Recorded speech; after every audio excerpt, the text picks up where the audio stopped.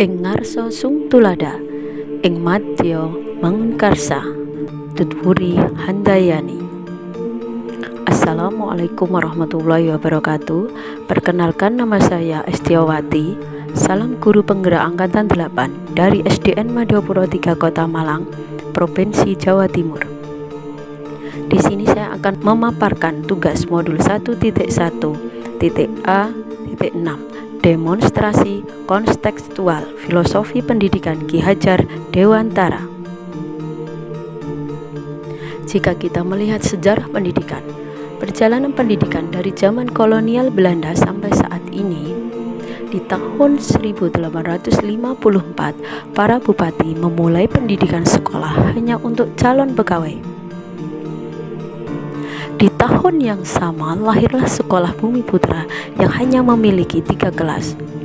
Tahun 1920 lahirlah perubahan radikal dalam pendidikan dan pengajaran. Tahun 1922 lahirlah Taman Siswa sebagai kemerdekaan dan kebudayaan bangsa. Pergi ke pasar loak beli barang antik, tak lupa bergerak mencari yang unik. Persoalan belajar dialami anak didik, jadi guru penggerak harus menjadi contoh pendidik yang baik. Asas pendidikan Ki Hajar Dewantara. Menurut Ki Hajar Dewantara, kita dapat membedakan kata pendidikan dan pengajaran dalam memahami arti dan tujuan pendidikan. Pengajaran merupakan proses pendidikan dalam memberi ilmu yang berfaedah untuk kecakapan hidup anak secara lahir dan batin. Pendidikan memberi tuntunan terhadap segala kekuatan kodrat yang dimiliki anak agar ia mampu mencapai keselamatan dan kebahagiaan yang setinggi-tingginya, baik sebagai seorang manusia maupun sebagai anggota masyarakat.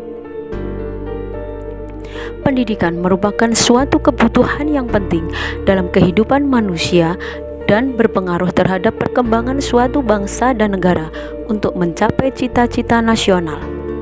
Dalam praktiknya, dunia pendidikan tidak dapat dipisahkan dari pemikiran Ki Hajar Dewantara yang dijadikan sebagai acuan dalam menentukan kebijakan pendidikan oleh pelaksana pendidikan nasional. Kebijakan yang diambil pada saat ini yaitu pendidikan di Indonesia menerapkan kurikulum merdeka sebagai terobosan dalam dunia pendidikan. Di kurikulum ini terdapat gagasan pemikiran dari Ki Hajar Dewantara di mana pendidikan dapat memfasilitasi peserta didik untuk tumbuh sesuai dengan kodratnya, yaitu kodrat alam dan kodrat zaman. Pendidikan adalah taman, taman adalah siswa. Ki Hajar Dewantara mengibaratkan seorang pendidik seperti petani, sedangkan anak-anak diibaratkan sebagai benih. Seorang guru atau pendidik hanya dapat menuntun siswanya agar hidupnya kelak menjadi manusia yang mulia serta dapat mengantar cita-citanya. Tujuan pendidikan Ki Hajar Dewantara yang terkenal dengan semboyan ing ngarsa sung tulada, ing madya mangun karsa, tutwuri handayani, yang artinya di depan memberi teladan, di tengah memberi semangat, dan di belakang memberi dorongan. Dasar-dasar pendidikan menurut Ki Hajar Dewantara. Ki Hajar Dewantara menjelaskan bahwa dasar pendidikan anak berhubungan dengan kodrat alam dan kodrat zaman. Kodrat alam yang dimaksud adalah kekuatan potensi atau keadaan diri yang secara alamiah melekat pada diri masing-masing peserta didik. Kodrat zaman yang dimaksud adalah kekuatan potensi atau keadaan diri yang berubah sesuai dengan kondisi sosial, budaya masyarakat, atau perkembangan zaman. Menuntun. Menurut Ki Hajar Dewantara, dalam menuntun peserta didik untuk mencapai kekuatan-kekuatan kodratnya yang sesuai dengan alam dan zaman, maka kita harus menggunakan azas trikon, yaitu azas kontinu, konvergen, dan konsentris. Azas kontinu artinya seorang pendidik harus menuntun peserta didik dengan melakukan perencanaan dan pengembangan yang berkesinambungan, menyatu dengan alam masyarakat Indonesia untuk secara mewariskan peradaban. Azas konvergen artinya seorang pendidik harus menuntun peserta didik dengan pemikiran yang lebih terbuka terhadap segala sumber belajar dan menjadikan kebudayaan kita bagian dari alam universal.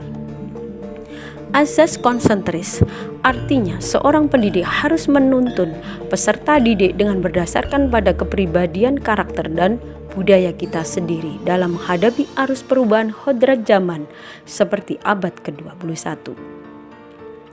Budi pekerti. Menurut Ki Hajar Dewantara, budi pekerti watak atau karakter merupakan perpaduan antara gerak pikiran, perasaan, dan kehendak atau kemauan sehingga menimbulkan tenaga. Pendidikan keluarga. Pendidikan di keluarga merupakan fundamen atau dasar dari pendidikan anak selanjutnya. Hasil-hasil pendidikan yang diperoleh anak dalam keluarga menentukan pendidikan anak itu selanjutnya, baik di sekolah maupun dalam masyarakat. Karena itu, keluarga sebagai organisasi terkecil menjadi awal mula pembentukan karakter seorang anak, dimulai ketika ia belajar untuk berbicara, mengenal benda sekitarnya, berdiri, berjalan, hingga berlari. Lingkungan keluarga juga menjadi institusi pendidikan pertama dalam memberikan pola asuh dan teladan dari orang tua kepada anaknya, sebagai miniatur bagi pembentukan pribadi dan perkembangan budi pekerti anak. Lingkungan keluarga juga menjadi institusi pendidikan pertama dalam memberikan pola asuh dan teladan dari orang tua kepada anaknya, sebagai miniatur bagi pembentukan pribadi dan perkembangan budi pekerti anak. Dalam mewujudkan tujuan pendidikan, yaitu tercapainya profil pelajar Pancasila yang cerdas dan berkarakter, pertama, beriman bertakwa kepada Tuhan Yang Maha Esa dan berakhlak mulia. 2. Berkebinekaan global. 3. Gotong royong. 4. Mandiri. 5. Bernalar kritis. 6. Kreatif. Kegiatan positif yang disesuaikan filosofi Ki Hajar Dewantara di sekolah kami diantaranya budaya 5S, senyum, sapa, salam, sopan, dan santun. Kegiatan positif yang disesuaikan filosofi Ki Hajar Dewantara di sekolah kami diantaranya senam massal setiap 1 minggu sekali.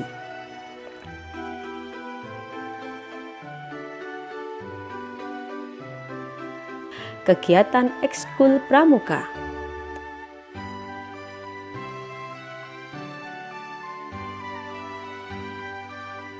Kegiatan ekskul seni tari.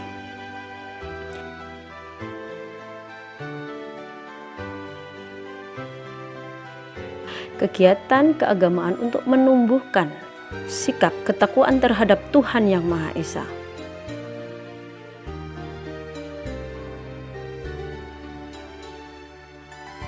Kegiatan pembelajaran di kelas.